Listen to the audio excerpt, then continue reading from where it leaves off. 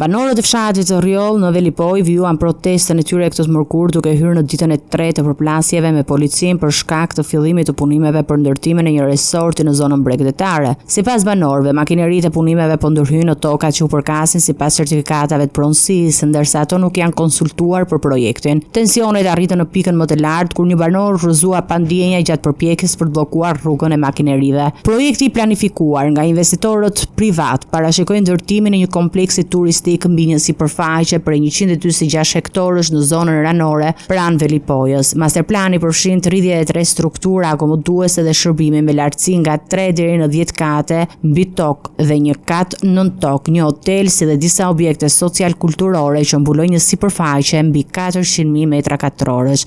Banorët thonë se ndërtimi i këtyre objekteve do të kërcënojë ekosistemet ujore dhe mjedisin natyror të zonës. Përfaqësues të komunitetit lokal kanë deklaruar se nuk do të heqin dorë nga mbrojtja e pronave të tyre, duke paralajmëruar se protestat do të vazhdojnë derisa institucionet të ndërhyjnë për të garantuar të drejtat e tyre ligjore. Policia e zonës ka shtuar prezencën për të shmangur për shkallëzimin e konflikteve, ndërsa autoritetet lokale nuk kanë dhënë ende një përgjigje zyrtare lidhur me lishmërinë e fillimit të punimeve. Ekspertët e mjedisit dhe organizatat lokale kanë shprehur shqetësim për ndikimin që projekti mund të ketë mbi zonat e mbrojtura bregdetare dhe biodiversitetin, duke paralajmëruar se ndërhyrjet pa leje mund të krijojnë pasoja afatgjata ekologjike dhe sociale për komunitetin.